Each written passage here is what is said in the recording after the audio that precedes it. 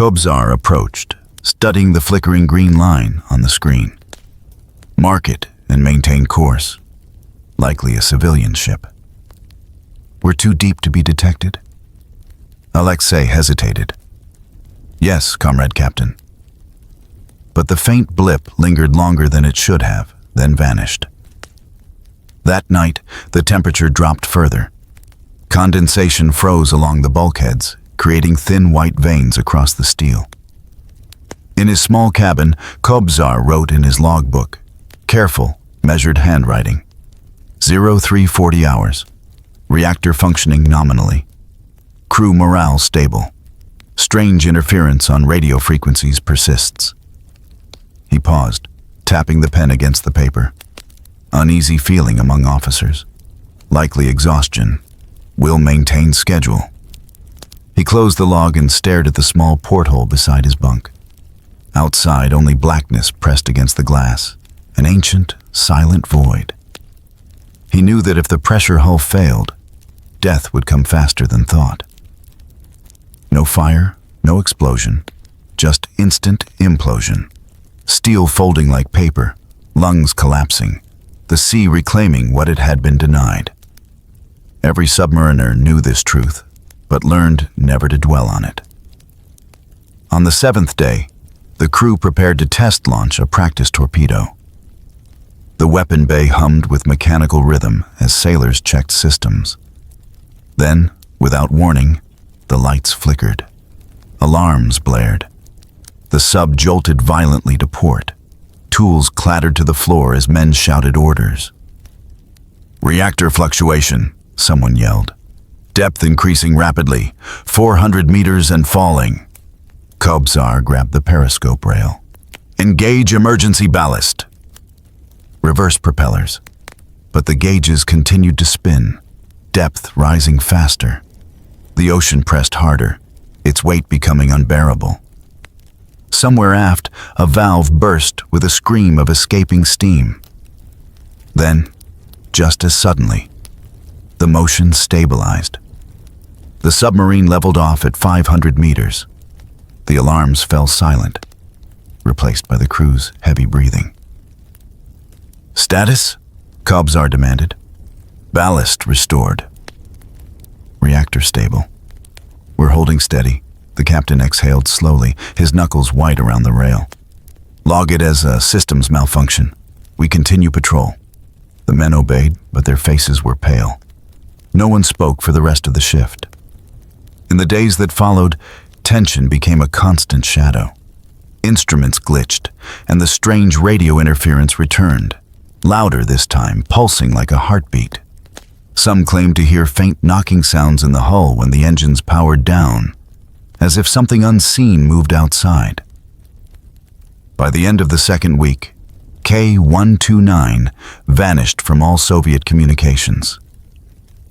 The last message, intercepted hours before the silence, contained only static and a faint, distorted tone, almost like a human voice swallowed by water. Far above, storms raged across the Pacific, and the surface world carried on, unaware. The ocean had closed over the spot where the submarine once was, erasing all trace of her existence. In the Kamchatka naval base, a teletype machine clicked to life and printed a single line for the commander on duty. "K-129 overdue. No contact. Begin search operations immediately." The commander stared at the message, his jaw tightening. He looked out toward the gray horizon where snow still fell in quiet sheets. Somewhere beneath those waves, 98 men lay drifting into darkness, their steel coffins sinking deeper with every second. And far below, in the eternal night of the Pacific, the hum of K-129's engines faded completely. The ocean had claimed its own. The Pacific stretched endlessly in every direction, a shifting desert of steel-blue water that hid more secrets than any battlefield ever could. Beneath that surface, far from the eyes of the world, the Soviet submarine K-129 waited in silence at the edge of the Kamchatka Peninsula. Her black hull gleamed faintly beneath the gray morning light as snow flurries danced across the frozen docks. It was February 1968, and the air tasted of salt, diesel, and tension. Inside the steel belly of the submarine, the crew of 98 men prepared for departure. Young faces, hardened by duty, moved briskly through the narrow corridors, checking valves, tightening bolts, and testing sonar systems that echoed faintly through the hull like ghostly heartbeats. The captain, Lieutenant Commander Vladimir Kobzar, stood near the control room, his expression unreadable beneath the glow of red emergency lamps. He had commanded submarines before, but this mission felt different. Rumors had circulated quietly through the fleet. Some said K-129 was carrying nuclear-tipped missiles for a secret deterrent patrol.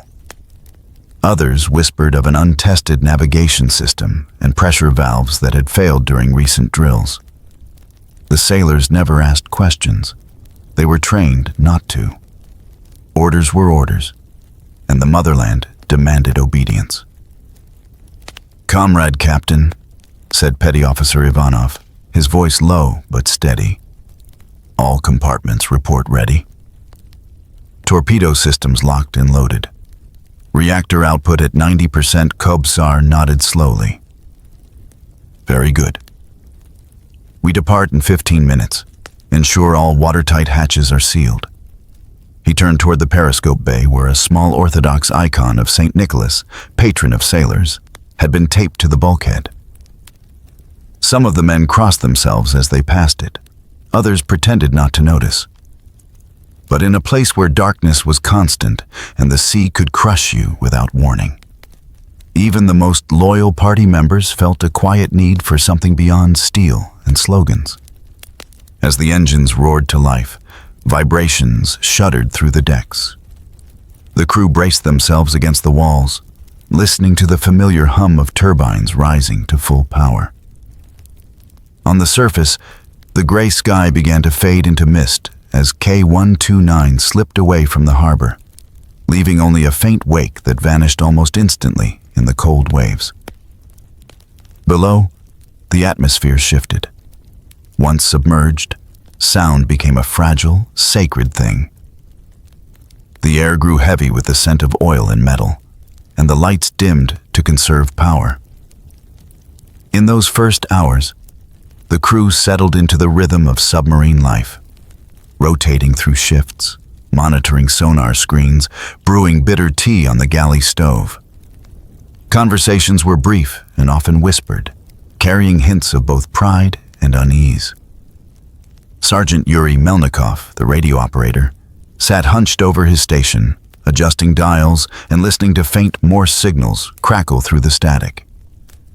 "Still no transmission from Vladivostok Command," he said quietly to his assistant. "Interference again." "Maybe it's just the storm," the younger sailor replied. "Maybe," Yuri muttered. But he frowned. The interference had been constant for 2 days. Strange, rhythmic pulses that didn't match Soviet or American patterns. He logged it, then leaned back, staring at the thin metal ceiling that separated him from nearly 2 miles of crushing water. In the mess compartment, laughter briefly broke the monotony. Sailors gathered around a tin mug of coffee, trading jokes and memories of home. One spoke of his newborn daughter he had yet to meet, another of a wife who hated the sea, but waited faithfully. Their laughter echoed down the narrow passageways, colliding with the hum of machinery, fragile proof of life in a world of metal and silence. Kobzar walked among them occasionally, offering a brief nod or a word of encouragement. But even he felt the weight of something unspoken. The K-129 had departed under unusual secrecy. There had been no official send-off, no public acknowledgement of her mission. Only a sealed envelope marked, "For Captain's Eyes Only." Inside were coordinates deep in the North Pacific, near American waters. A patrol zone meant to test the limits of their nuclear deterrence. By the 4th day, the sea grew restless. The submarine rolled slightly as waves above churned from an approaching storm. The men adjusted to the motion, their bodies swaying instinctively with the hull. In the sonar room, faint pings echoed from distant vessels. Fishing boats, perhaps, or something else. The operator, a young recruit named Alexei, leaned closer to his console. "Captain," he said, his voice tight. "Possible contact bearing 215. Range unknown. Faint, but it's moving." "Noted," the captain said. "Keep it under observation." "We surface only if absolutely necessary."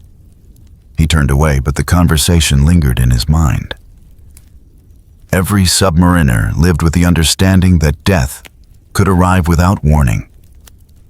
Not as a dramatic explosion, but as a quiet, crushing instant. Still, something about this mission unsettled him more than usual. Perhaps it was the secrecy, or the strange patterns on the radio, or the faint blips that came and went on sonar, like whispers in the dark. 2 more days passed. On the 11th day of the patrol, the ocean grew violent above them. Sensors registered turbulence from a massive storm on the surface. The submarine dove deeper, riding beneath it like a ghost beneath thunderclouds. Pressure built steadily, groaning through the metal plates. "Depth at 500 meters, reported the helmsman. Kobzar nodded. "Hold course." But something was wrong. The gauges began to twitch. The temperature in the control room rose sharply, and the radiation alarms flickered faintly, just enough to make every man glance toward the reactor compartment. "Report from engineering," Kobzar barked. A voice crackled through the intercom. "Captain, we're showing erratic readings from the reactor coolant pumps." "Could be electrical? Shut down to 70% power," he ordered. "Run diagnostics manually." The lights dimmed further. The men worked quickly, sweat beading on their foreheads despite the chill. Then, amid the steady hum of machinery, came another sound, a faint rhythmic knocking from the hull. 3 taps, then silence. 3 more, then silence again. Alexei froze at his station. "Captain, are you hearing that?" Kobzar stiffened. Everyone in the control room held their breath. The knocking came again, slow, deliberate, like someone signaling from outside. For a long moment, no one moved. Then the captain said quietly, "Pressure shift from the storm." Nothing more. But even as he said it, the knocking stopped, replaced by the hollow echo of their own breathing. Later that night, Kobzar sat alone in his cabin, staring at the chart spread before him. The red line traced their course across thousands of kilometers of ocean, a fragile thread drawn through nothingness. He reached for the small photo pinned to the wall, his wife, his 2 children smiling in summer sunlight, a world that felt impossibly far away. He wondered what they would think if they knew where he truly was. He made an entry in the logbook. Day 11. Reactor instability noted. Ballast irregular. Communications with base disrupted. Continuing patrol per orders. He hesitated before adding one more line. Crew morale uncertain. Persistent interference on sonar and radio unexplained. Outside his cabin, the submarine drifted in near total silence. In the aft compartments, sailors slept fitfully, their dreams full of shadows and muffled alarms. In the radio room, Melnikov kept his headphones on, listening to static that seemed almost alive. Every so often, he heard that same pulse, 3 tones, repeating endlessly. He began to wonder if the sound came from the ocean itself. At 200 hours, a tremor rippled through the hull. Alarms flashed red. "Power surge!" shouted an engineer. "Reactor at 90%, automatic control failure." Kobzar rushed in, issuing orders. "Manual override. Coolant injection now." For 10 seconds, the submarine shuddered. Then, the reading stabilized. The light steadied. The crew exhaled collectively. But deep in the machinery spaces, a hairline crack had formed in a coolant pipe. Invisible, silent, deadly. The captain didn't know it yet, but K-129 had just begun to die. In the command room, the sonar picked up one last faint echo, something large moving far above them, before it vanished entirely. Kobzar stood at the periscope, staring into the darkness where no light existed, his reflection faint in the glass. He didn't speak, but every man aboard felt the same tightening dread. The sea around them was vast and merciless, and K-129 was alone. The snow had stopped falling by the time K-129 left the last trace of land behind. The Kamchatka Peninsula disappeared into the gray mist, its jagged peaks swallowed by distance. For the men inside the submarine, it was as though the world had been erased, replaced by a realm of pressure, steel, and darkness. The Pacific stretched endlessly above them, heavy and cold, its silence broken only by the hum of machinery and the muted rhythm of men breathing in recycled air. Days blended together in the submarine's eternal twilight. The lights remained dim to conserve power, the clocks ticking in artificial time that no longer matched the sun above. The men moved through routines as if hypnotized, eating, working, sleeping, until even their dreams began to sound like sonar pings and the thrum of propellers. The deeper they went, the more the sea pressed inward, creaking softly against the hull like an ancient creature testing its prey.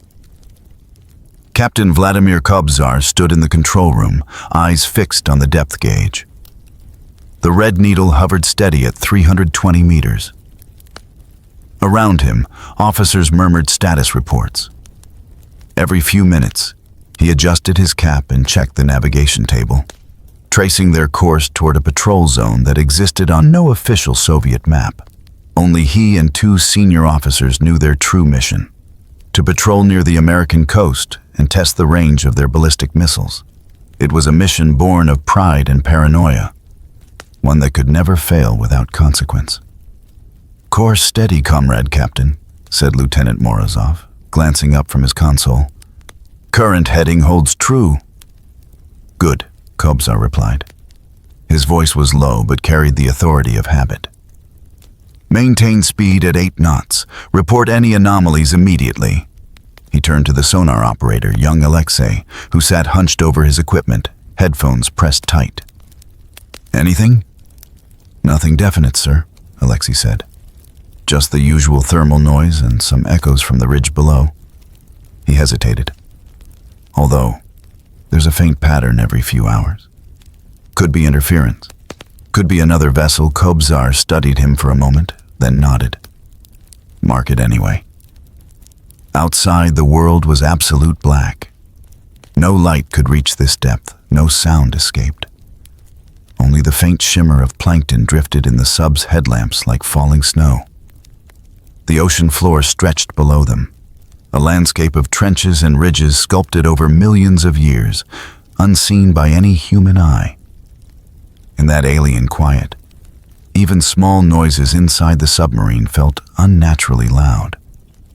A dropped wrench, a cough, a muttered word, all seemed to echo forever. In the mess room, the men tried to maintain normality. They played chess on magnetic boards, told stories of home, and laughed about things that weren't funny, just to remind themselves they still could. Someone hung a crude drawing of a dancing bear on the wall, labeled Mascot of the Deep. The smell of cabbage soup mingled with diesel fumes, and the air was thick with heat from the engines. Petty Officer Ivanov sat across from his friend, Melnikov, the radio operator. "You hear anything from base yet?" he asked, stirring his soup absent-mindedly.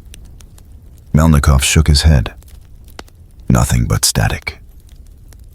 "Command's been silent for nearly 2 days. I've been trying all frequencies."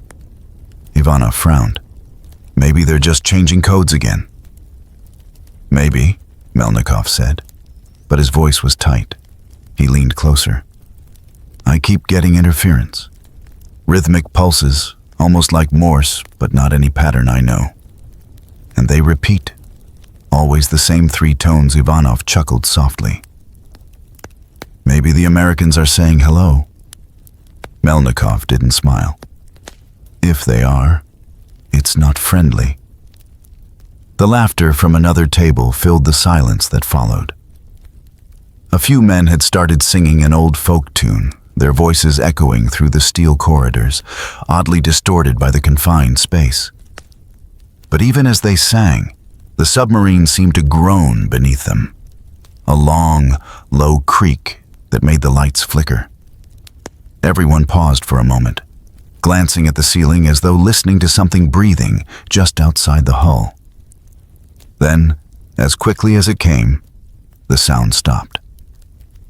Lieutenant Morozov reported to the captain that evening. Sir, ballast readings fluctuated for 3 seconds before stabilizing.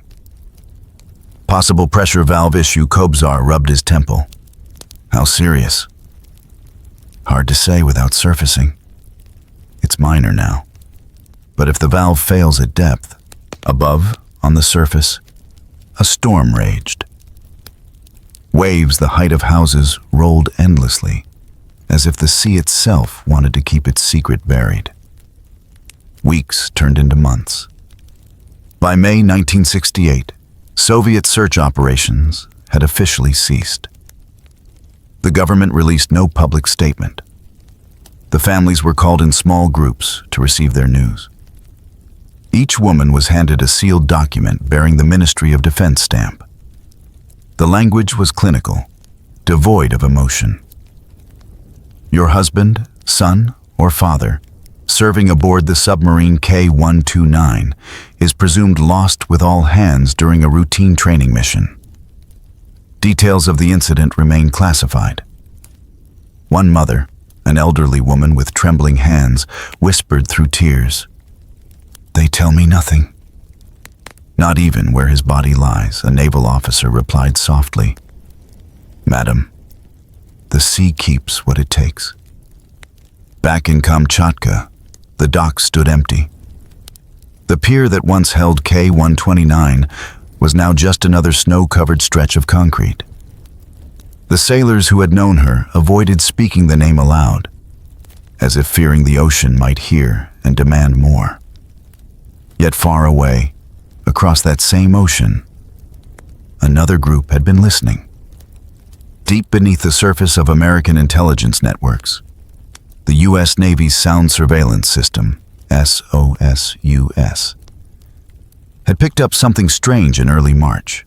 A sharp, distinct underwater explosion detected thousands of miles from the Soviet coast. Analysts studied the acoustic pattern, matching it to no known event. The coordinates pointed to a remote patch of ocean, exactly where K-129 had vanished. The discovery set off quiet alarm bells in Washington. The Navy's top admirals gathered behind closed doors, reviewing grainy sonar graphs. "It's no earthquake," one said. That was a hull collapse. They didn't say it aloud, but they all knew what it meant. A Soviet nuclear submarine had gone down, possibly with live missiles aboard. For the Soviets, the official record of K-129 ended with the word missing. But behind the scenes, intelligence officers and naval engineers were already planning something unprecedented. A secret mission to find and recover the wreck. The Americans called it Project Azorian, but that was still years away. For now, the ocean held its silence. In a small apartment overlooking the gray streets of Vladivostok, a woman named Elena sat by her window, holding a faded photograph. Her husband, senior mechanic Yuri Melnikov, smiling in his uniform the day he left. The glass was cold against her fingers. She whispered his name once, quietly, as if he might somehow hear her through the endless miles of sea. Outside, snow began to fall again, drifting silently past the glass. Somewhere beneath that same sky, deep in the Pacific, lay the remains of K-129 and her 98 crewmen, trapped forever in a steel tomb at the bottom of the world. For the Soviet Union, it was a mystery wrapped in silence. For the families, it was a wound that never closed. And for the sea, it was simply another secret to keep. It was the first week of March 1968 when the Soviet Navy realized something was terribly wrong. At the Kamchatka Peninsula's naval base, snow drifted endlessly over the silent piers where ships rocked against their moorings. The air smelled of cold iron and sea salt. But what struck most was the absence. The one submarine that should have been sending routine signals from the Pacific was completely silent. Inside the gray concrete command building, the teletype machine clattered ceaselessly. Operators leaned over their desks, waiting for a message that never came. Lieutenant Commander Yuri Vlasenko, head of communications for the Pacific Fleet, checked his watch again. 72 hours since last transmission, he muttered, flipping through reports. Still nothing. Not even a burst signal. Across from him, Rear Admiral Krylov paced restlessly, his polished boots echoing on the tile floor. Submarines miss schedules sometimes, he said, though his voice lacked conviction. Could be an equipment failure. Could be weather interference. Vlasenko shook his head. Not for this long, sir. K-129's captain is precise. We'd have heard something. Krylov turned toward the map covering the far wall. A vast blue expanse marked by thin red lines showing patrol routes across the North Pacific. He followed one with his finger, tracing it into deep international waters, then stopping abruptly. This was their last reported position. Beyond that, nothing. He exhaled slowly, his breath fogging slightly in the cold room. Signal all outposts. Begin emergency search procedures, quietly. No broadcasts. Yes, Admiral. Outside, a blizzard swept across the base as search orders were encoded and dispatched. Within hours, reconnaissance aircraft roared into the sky, their silver fuselages gleaming briefly before disappearing into the clouds. Warships began leaving port under cover of darkness, destroyers, trawlers, and other submarines, all heading toward the same vast and unforgiving stretch of ocean. For the men who sailed on those search missions, the Pacific became a graveyard of uncertainty. Day after day, they scanned the water for signs, oil slicks, debris, a trace of metal, anything that might reveal K-129's fate. But the ocean gave them nothing. The sonar screens showed only emptiness, and the wind carried no answers. In Moscow, news of the missing submarine reached the upper echelons of the Navy, and soon after, the Kremlin. The message was written in cold, bureaucratic phrasing. Submarine K-129 overdue. Communications lost. Presumed accident at sea.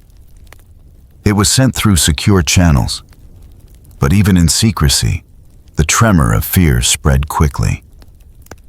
At home, families began to worry. Wives and mothers who had counted the days since departure noticed that no letters arrived, no telegrams came. The official silence was suffocating. At the naval housing blocks near Petropavlovsk, women gathered in stairwells, speaking in low voices. My Yuri was supposed to be back by now, one said, clutching her scarf. He promised he'd write before the 10th. Another woman nodded, her eyes red. They told me it's just a delay. But I can feel it. Something's wrong. And far away, in the frozen corridors of Soviet command, something was wrong. The search had expanded to hundreds of thousands of square miles. But there was still no sign of wreckage. No emergency beacon, no trace at all. The ocean, it seemed, had erased K-129 as completely as if she had never existed. Admiral Krylov slammed a report down on his desk. "We've swept from Midway to the Aleutians." Nothing. A submarine doesn't just vanish. Lieutenant Vlasenko hesitated before answering. "Sir, there's a possibility the Americans—" Krylov shot him a glare. "No, they wouldn't dare. If they had attacked, we'd see the signs. They'd deny it. But the evidence—" He stopped, his voice fading. "Unless it was an accident." "A collision," Vlasenko said nothing. The unspoken truth hung in the air.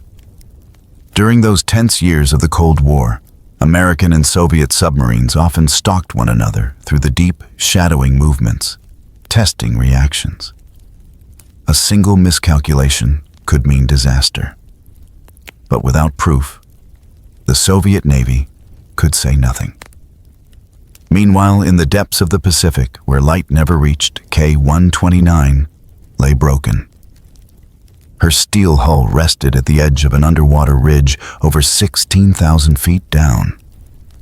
The pressure was unimaginable, enough to crush a human body instantly, enough to twist steel like clay.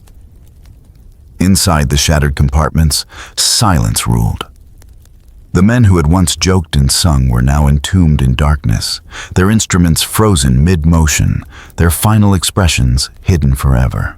And though satellites would one day watch every ship on Earth, and digital sensors would map the ocean floor with laser precision, the mystery of that day in 1968, the day the Americans first heard the whispers beneath the sea, would remain one of the Cold War's most haunting enigmas. For in those few seconds of sound, the Pacific told the truth that neither superpower dared speak aloud. That the Cold War had not only reached the depths of the ocean, it had buried its dead there. And in the stillness of that abyss, amid rusting steel and silent torpedoes, the world's most dangerous secrets still sleep. Far beneath the rolling waves of the Pacific, the ocean carried secrets no human eye could ever see. And in the spring of 1968, it whispered one of the darkest of all. At first, it was nothing more than a faint tremor on a graph. A sharp, distant pulse buried among the endless chatter of the sea.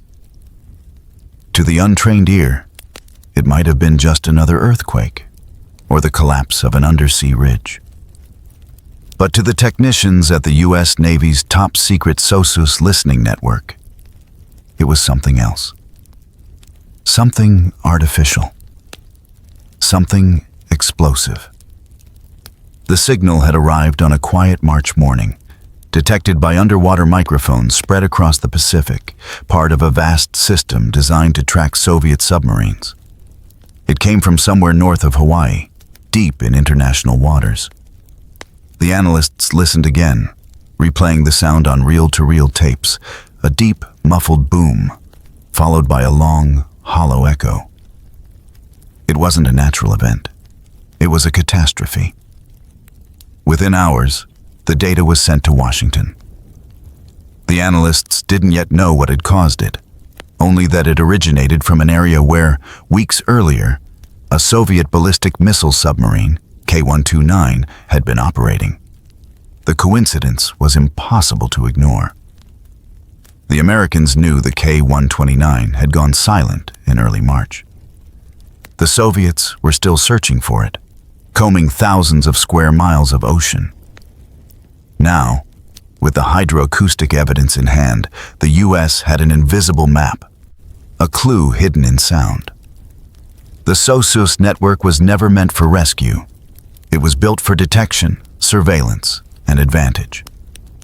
And now, it had given the Americans an advantage unlike any other.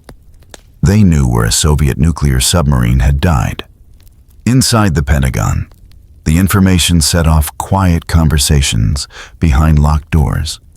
Admiral Rufus Taylor, the Deputy Chief of Naval Operations for Intelligence, reviewed the data with grave concern. If the K-129 had truly exploded, it might be carrying not only its crew of 98, but also nuclear-tipped ballistic missiles, and perhaps valuable technology that could reveal Soviet weapon secrets. The ocean floor had just become a battlefield of silence. Meanwhile, in Moscow, panic was giving way to anger. The Soviet Navy was desperate.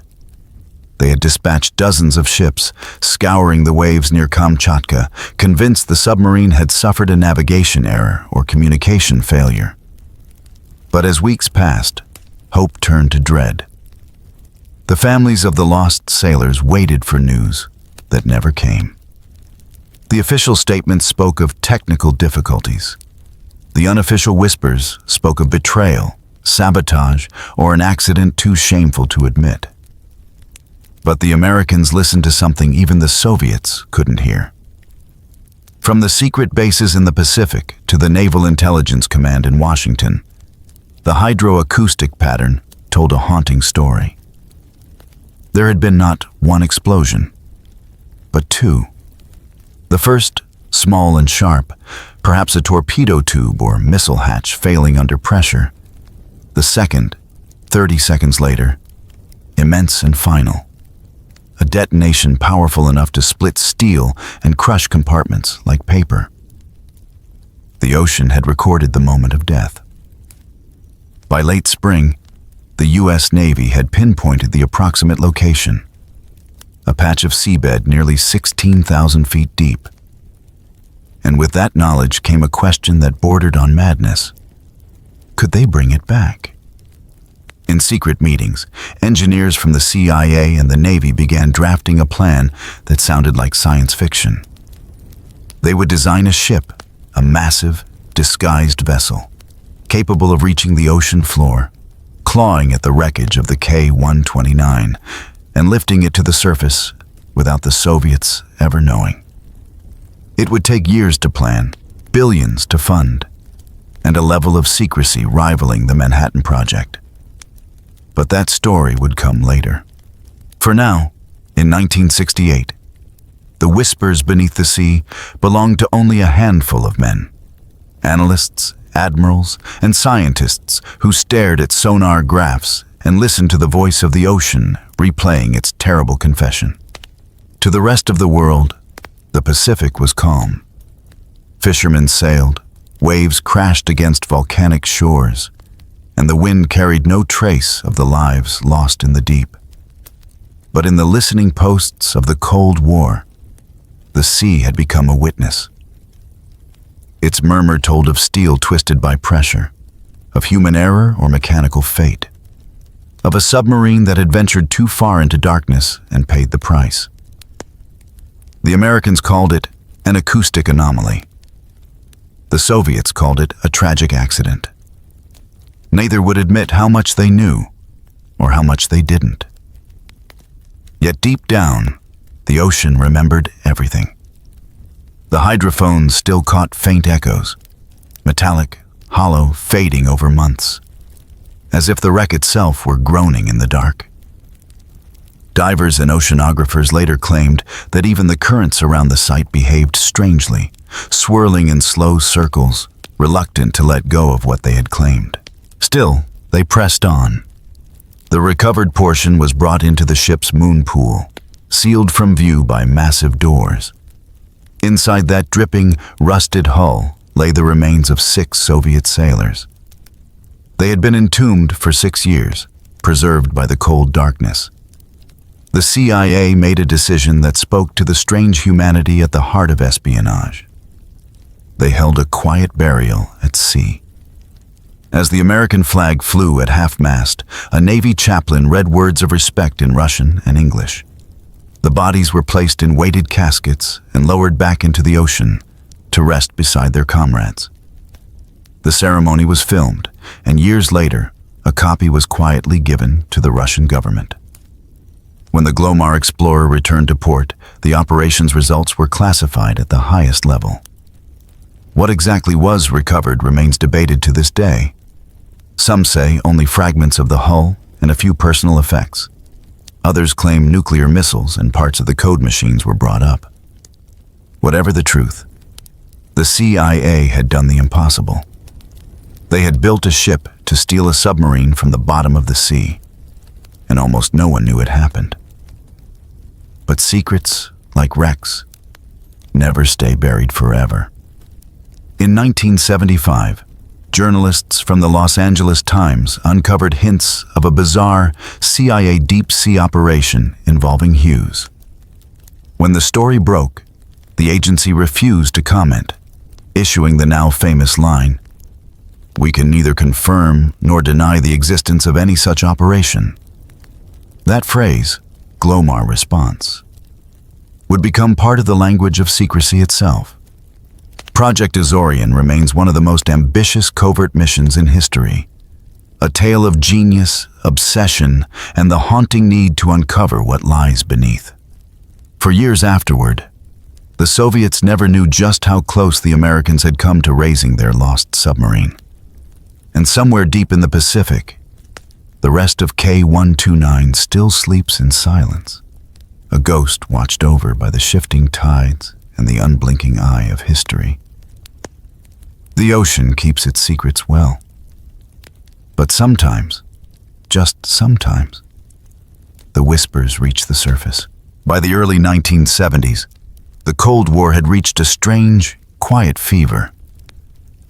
The guns were silent, but the paranoia was louder than ever. Beneath the world's oceans, two superpowers played an invisible game of shadows, tracking, listening, and hunting ghosts. One of those ghosts lay at the bottom of the Pacific Ocean, the Soviet submarine K-129, lost in 1968 under mysterious circumstances. The Americans knew where it was, the Soviets did not. And that gave the CIA an idea so audacious that it bordered on madness: to steal the dead. It began inside a classified conference room at Langley. CIA engineers, Navy officers, and a handful of analysts sat around a table as satellite photos and sonar maps flickered on the wall. The wreck of K-129 lay more than 3 miles below the surface, deeper than any recovery ever attempted. Yet inside that wreck might be priceless treasures: cryptographic devices, nuclear warheads, and the submarine's codebooks, the keys to Soviet naval communication. To reach them, the United States would have to lift a 2,000-ton steel tomb from 16,000 feet beneath the waves, right under the nose of the Soviet Navy, and make it look like something else entirely. The operation was codenamed Project Azorian. From the start, secrecy was everything. Not even the U.S. Navy was fully briefed.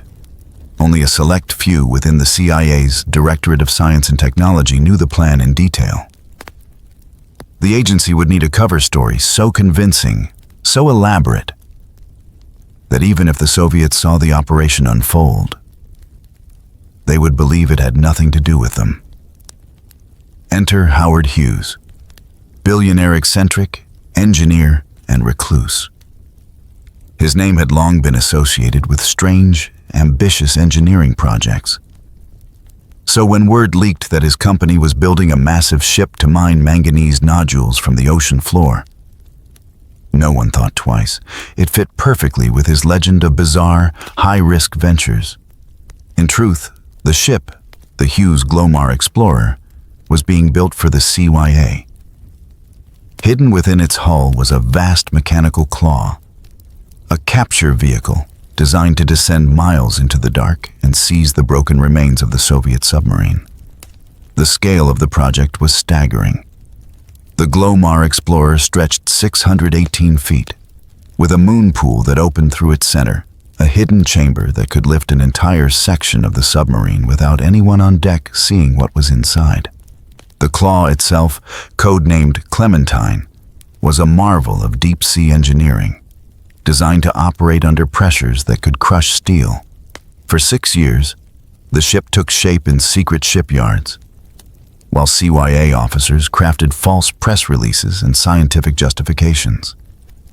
To the world, it was a bold experiment in deep-sea mining, a glimpse into the future of ocean resource exploration. To the men who actually knew, it was a ghost hunt for a lost weapon of war. By the summer of 1974, the Glomar Explorer finally reached the coordinates of the wreck, somewhere between Hawaii and the Kamchatka Peninsula. The Pacific stretched endlessly in every direction, calm and indifferent. Beneath the surface waited a relic of tragedy, a steel coffin resting silently on the seabed. The operation began under strict radio silence. The crew, a mix of CIA personnel, Hughes employees, and Navy specialists, worked day and night under cover of scientific jargon. Soviet trawlers loitered nearby, their radar dishes turning slowly, suspicious but uncertain. To them, the Glomar Explorer was exactly what it claimed to be, a mining ship testing new equipment. Deep below, Clementine began its descent. Cable reels the size of trucks slowly unspooled as the capture vehicle dropped through miles of darkness. Cameras and sensors guided it toward the faint, ghostly outline of K-129. When it finally reached the wreck, the sight was both awe-inspiring and morbid. The submarine lay broken, its hull split, its conning tower half buried in silt. Carefully, the claw extended its arms, gripping the wreck's midsection. The plan was to lift the submarine slowly into the ship's moon pool, where it could be studied in secret. Hours turned into days as the massive winches strained under the unimaginable weight. Then, disaster. Halfway up, as the wreck rose through the black water, a shudder rippled through the cables. Sensors screamed. Metal groaned like a dying animal. The strain was too much. 2/3 of the submarine broke free, plunging back into the abyss. Only a single section, the forward part, remained in the claw's grasp. It was a devastating loss. The CIA had hoped to recover the entire vessel. But now, most of the submarine and its most sensitive compartments were gone forever. A Navy chaplain stepped forward, holding a small book. He read a short passage, not from scripture, but from a naval prayer written long ago. They are not lost, but only gone before into that vast and endless sea, where all men sail at last. The words echoed softly in the steel chamber. Then, one by one, the containers were lowered through the moon pool, disappearing beneath the waves. The cameras recorded every second. Later, that footage would be sealed in vaults, classified as top secret. For years, almost no one outside the CIA would know that a funeral had been held in the middle of the Pacific for Soviet sailors, conducted by Americans who were never supposed to be there. As the last container sank from view, the crew stood in silence. Some saluted. Others simply stared at the rippling water, unable to speak. For all their advanced machinery, for all the billion-dollar engineering triumph, what they had touched was something human, fragile, haunting, unforgettable. In the control room above, the ship's captain ordered the engines to idle. No one wanted to disturb the moment. The sea rolled on endlessly, swallowing every trace of light. Later, during the debriefing, several crewmen admitted to feeling uneasy, as if the ship itself had become a floating mausoleum. Tools would go missing, lights would flicker without cause, and more than one man claimed to hear faint metallic knocking from within the sealed compartments, though there was nothing inside. Perhaps it was only the groan of shifting metal. Or perhaps, as one engineer whispered, it was the ocean's way of remembering. When the Glomar Explorer finally set course for home, the crew left behind more than the wreck of K-129. They left behind something intangible, the weight of having seen what no one was ever meant to see. The official report listed the mission as partially successful. In public, it was dismissed as a failed mining experiment. But for those who had been there, the truth could never be so simple. They had raised a ghost from the deep, and for a brief, haunting moment, looked into the still faces of history itself. The ocean closed again behind them, vast and silent, hiding once more the rest of K-129's shattered body. Whatever secrets remained down there, about the explosion, about the final minutes of the crew, would stay buried beneath miles of crushing darkness. Yet for the men who witnessed it, that night would never fade. They had touched death, lifted it from the sea, and laid it back to rest, forever changed by the haunting discovery that some stories are too heavy to bring fully to the surface. Far from the eyes of the world, the CIA quietly erased the evidence, sealing tapes and reports under the highest security. But secrets have a strange way of resurfacing, and soon, even the dead would not remain forgotten. The night the wreckage finally broke the surface, the Pacific was eerily calm, as if the sea itself were holding its breath. The massive claws of the Glomar Explorer's capture system rose slowly through the moonlit waves, dripping black water that glistened like oil. Inside its steel grasp lay the forward section of the Soviet submarine K-129, lifted from more than 3 miles below. For 6 long years, it had rested in the cold darkness, a tomb untouched by light, air, or time. The crew on deck stood in silence as the giant cradle settled into the ship's moon pool, the inner chamber sealed off from the open sea. The operation was meant to be mechanical, clinical, just another step in a covert recovery mission.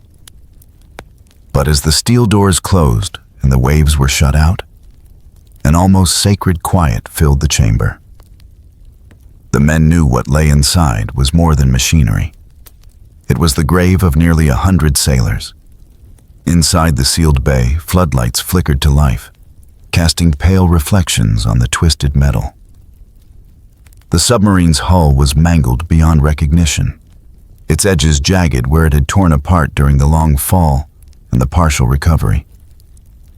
Engineers in heavy suits stepped cautiously across the platform, their voices low, their footsteps echoing in the cavernous room. The air smelled of rust and brine. One of the engineers, David Scott, would later recall that moment in a whisper during a closed debriefing. "It didn't feel like we were working," he said. "It felt like we were trespassing." As the technicians began cutting through the outer shell to reach the compartments inside, the enormity of what they were about to see settled on everyone. The cameras rolled silently. The CIA wanted documentation, not for public eyes, but for history, for analysis, for proof that this impossible feat had actually happened. When the first breach was made, a hiss of trapped air escaped. Air that hadn't seen daylight since 1968. It carried a faint metallic tang mixed with something unnameable, something that made even the most seasoned men flinch. The floodlights revealed a narrow corridor twisted by pressure. Walls buckled inward as if crushed by a giant hand. Tools floated frozen in rust, wires trailed like seaweed. And then, they found them. The first body appeared near the control compartment. A man seated upright, still strapped into his chair, his uniform collar perfectly aligned, his hands resting on the console before him. His face was pale and eerily intact, the cold depths having preserved him like wax. Around him, dials and switches were frozen mid-motion, gauges pointing to nowhere. No one spoke for several minutes. Even the camera operator hesitated, the lens trembling slightly as he adjusted focus. The scene looked less like death and more like time itself had paused, a crew frozen at the instant of their destruction. Further inside, they found more. A group of 3 sailors lay near the torpedo compartment, their position suggesting they'd been moving toward the escape hatch when the sub imploded. One still clutched a wrench. Another's arm was outstretched toward a valve. Their expressions were calm. not terrified, but resolute, as if they had fought to the last breath. The divers began documenting everything in silence, speaking only in short, hushed bursts over the radio. The temperature inside the compartment was freezing, but most said they felt nothing. Only the heavy thud of their own heartbeat echoed in their ears. Each body was carefully lifted from its resting place and placed into sealed containers, the flag of the Soviet Union later draped over them in a quiet gesture of respect. They were not enemies anymore, only sailors. Brothers of the deep who had met the same merciless fate that could have claimed anyone in uniform on either side. Hours passed. Outside, the ocean waves beat softly against the ship's hull, indifferent to what was unfolding above. Inside, engineers worked meticulously, recovering logbooks, fragments of control panels, and personal effects. A wedding ring, a set of dog tags, a small photograph of a woman holding a child. When one of the divers handed the photo to a CIA supervisor, the man stared at it for a long moment before turning away. "Make sure that goes back," he said quietly. "They'll want that more than anything." Later that evening, the crew gathered in the observation bay as the sealed caskets were prepared for burial. The operations director, John Parangoski, stood at the edge of the platform, his face pale under the fluorescent lights. He knew what this moment meant. Officially, these men were enemies, part of the Soviet war machine. But in death, there was no ideology, no Cold War, only silence. That night, Parangoski sat alone in his cabin, reviewing the short roll of film the CIA cameraman had captured. The footage flickered on the small projector screen, the gray sky, the pale faces, the caskets slipping into the sea. It was simple, haunting, and strangely beautiful. When the reel ended, he sat motionless for several minutes before locking it away in a metal briefcase marked Top Secret. Years later, that same film would be shown to Russian officials after the Cold War ended. It would be the first time their families knew that their loved ones had not been discarded, but buried with dignity by those once called enemies. When the footage was finally declassified in 1992, the Russian Navy held its own memorial service, playing the same recording of the burial at sea aboard one of their ships. But in 1974, aboard the Glomar Explorer, that future reconciliation was unimaginable. The ceremony remained a secret known only to a handful of men, a secret they carried in silence for decades. In the days that followed, the ship continued its operations, retrieving what fragments it could from the wreck of K-129. Yet for many aboard, the mission no longer felt like espionage. It felt like penance, a human attempt to make peace with the ghosts of the deep. When the last section of the submarine slipped once more beneath the waves, taking with it the secrets that would never be recovered, the crew felt an unspoken sense of closure. They had come searching for code machines and missiles, but what they found instead was a reminder of how fragile all human endeavors are beneath the indifferent weight of the ocean. As the Glomar Explorer turned toward home, the sky cleared for the first time in days. The clouds broke apart, revealing thin rays of sunlight glimmering across the surface of the water. The men on deck stood quietly, some removing their caps, watching the light stretch across the horizon. Far below, in the dark silence where no sound could reach, 6 caskets now rested gently on the ocean floor, together again with the shattered remains of their ship. The Pacific had become their final resting place, a vast and eternal cathedral. No monuments would mark their names. No medals would honor their service. Their story would be sealed behind classified walls for nearly 20 years. Yet on that gray morning, under the quiet watch of their former enemies, They had been laid to rest with the one thing every sailor hopes for: a burial at sea and peace in the deep. As the Glomar Explorer disappeared beyond the horizon, the ocean closed once more around its secrets. But even the deepest waters cannot hide the truth forever, and decades later, the whispers of Project Azorian would resurface, carrying with them the echoes of the men who never came home. The morning of the burial dawned gray and heavy. The Glomar Explorer drifted quietly in the middle of the Pacific Ocean, its engines idling, its massive hull rocking gently against the slow, endless rhythm of the sea. The clouds hung low, swallowing the horizon, and the wind carried the faint tang of salt and rain. No other ships were in sight. No radio chatter disturbed the air. It was as though the world had paused to witness a ceremony no one was ever meant to know. Deep within the ship's sealed moon pool, 6 plain steel caskets lay lined in a row.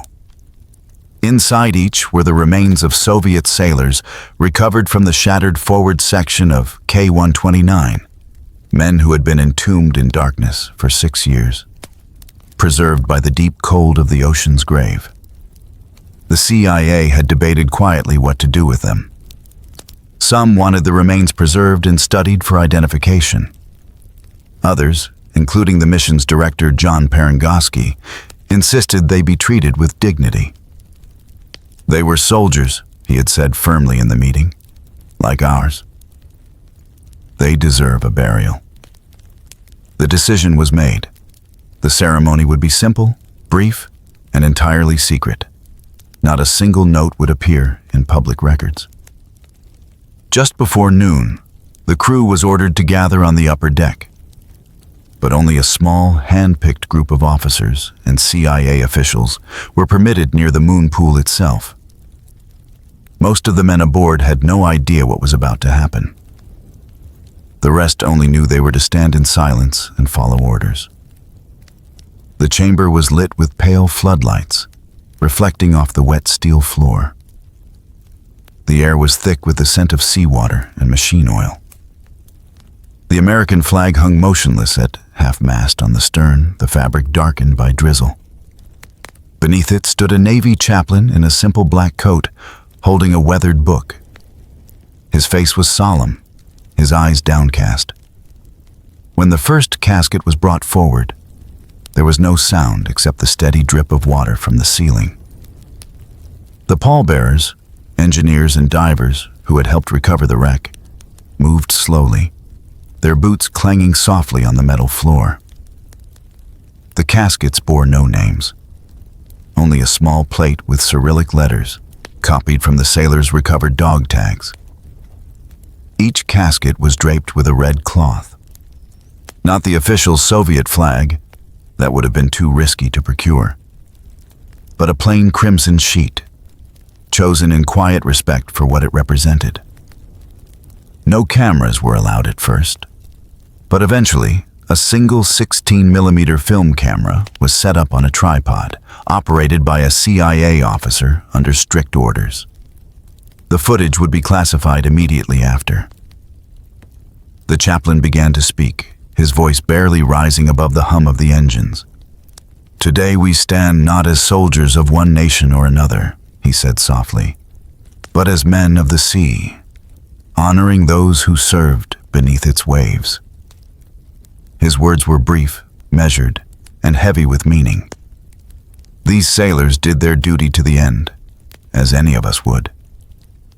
May they rest now in the same ocean that claimed them.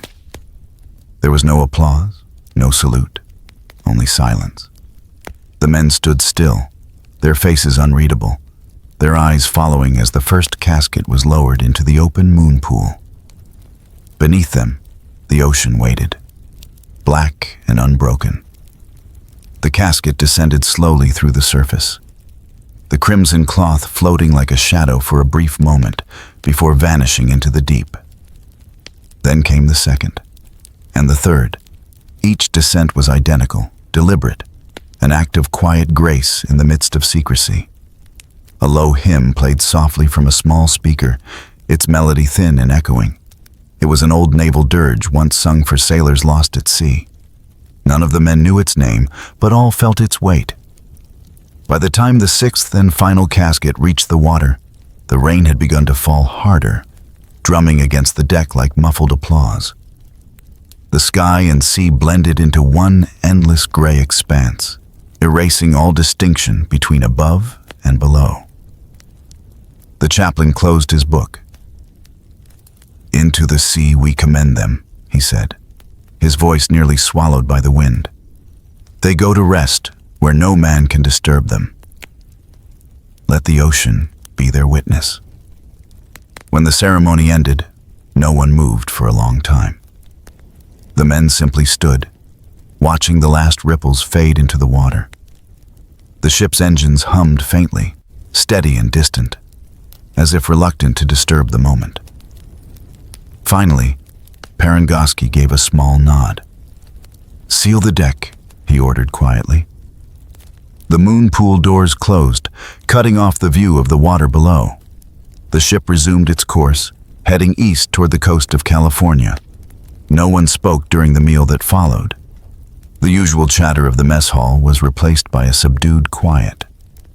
The men ate mechanically, their minds still anchored to what they had witnessed. It's easy to forget that the ocean is not empty. It remembers. Every wreck, every hull, every rusted nameplate tells a story of ambition and fear, of exploration and loss. The Pacific, especially, is littered with history. Warships, submarines, aircraft, all swallowed by time, all resting in a silent communion of steel and silt.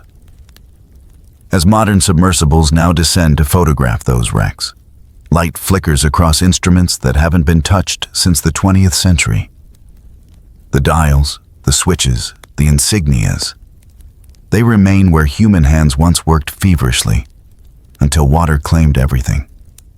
Some divers report feeling an overwhelming presence down there, not of ghosts, but of memory itself, the weight of stories untold.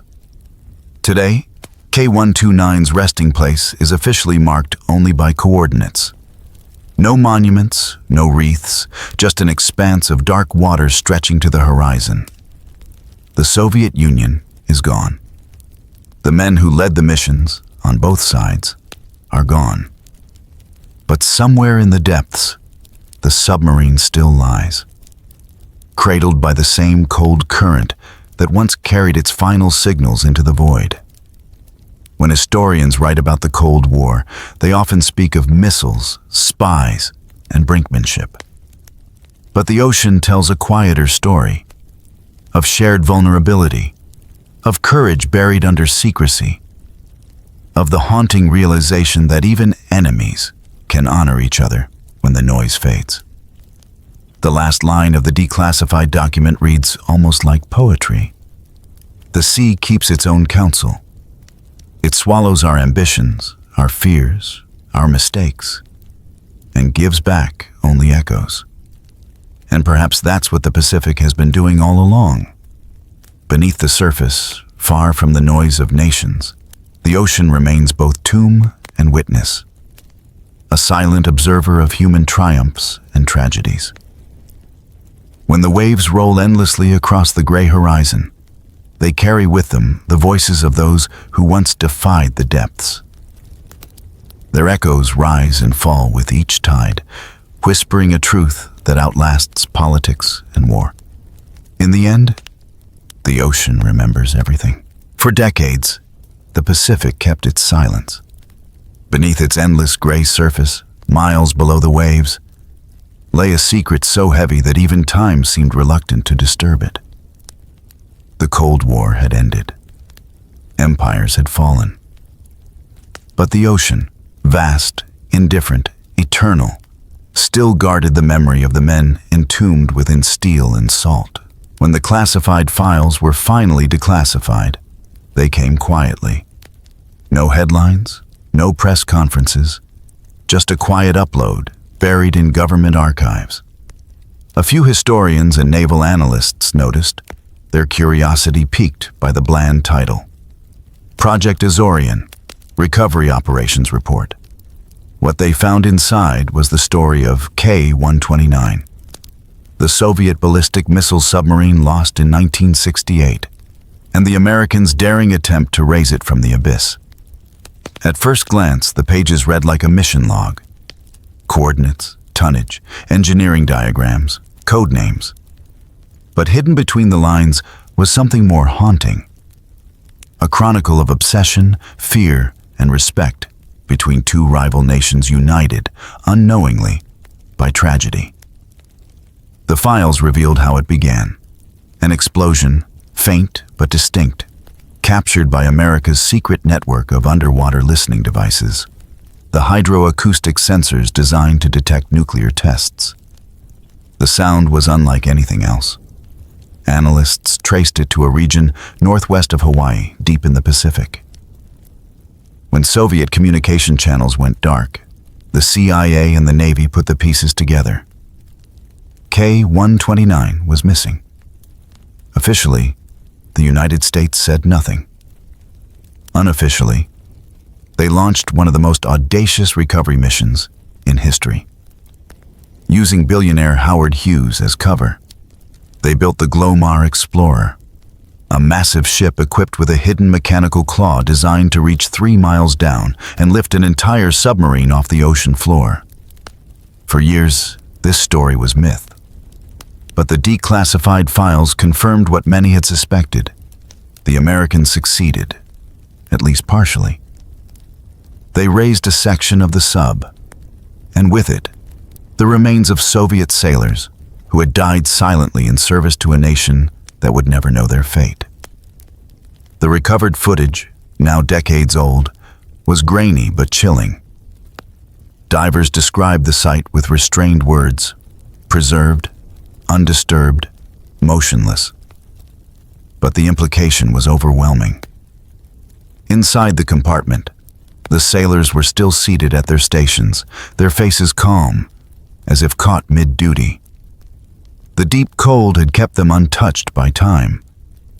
It was a steel tomb, sealed in darkness for years, now breached by human curiosity and guilt. What happened next had long been speculated about, but the documents confirmed it.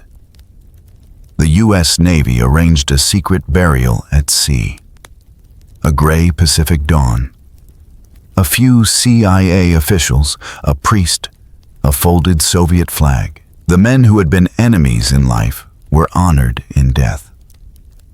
Their coffins, draped and solemn, were lowered back into the ocean, the same ocean that had claimed them. No reporters, no cameras, no recognition. Just a small ceremony on a ship that would disappear from history as quickly as it had appeared. One official later wrote in his personal notes, "They were sailors, not enemies. The sea makes no distinction between the two." For years, Moscow knew only fragments. Rumors of a missing sub, whispers of American involvement. But pride and paranoia kept the truth buried. Families were told their loved ones had perished in service. There were no graves, no explanations. Only medals sent to widows, engraved with meaningless words. When the documents surfaced in the 1990s, the truth hit with quiet devastation. Russian naval veterans read the declassified reports with disbelief. Some were angry at the Americans for disturbing the dead. Others, surprisingly, expressed gratitude for the burial at the sea. A few former CIA engineers even traveled to Russia decades later, meeting with the sailors' families to offer copies of the ceremony footage. A gesture of closure across the boundaries of ideology and time. The haunting aspect of the K-129 story wasn't just the loss of life. It was what it revealed about the Cold War itself. Beneath all the politics, beneath the propaganda and nuclear brinkmanship, there were human beings. Young men trapped in machines, serving systems that demanded silence over truth. Both nations had sent their sons into the deep. Both had watched them vanish, and both had lied to their people about why. In one section of the Declassified report, a line stood out. The ocean reveals only what it chooses to. We took something from its depths that perhaps should have remained there.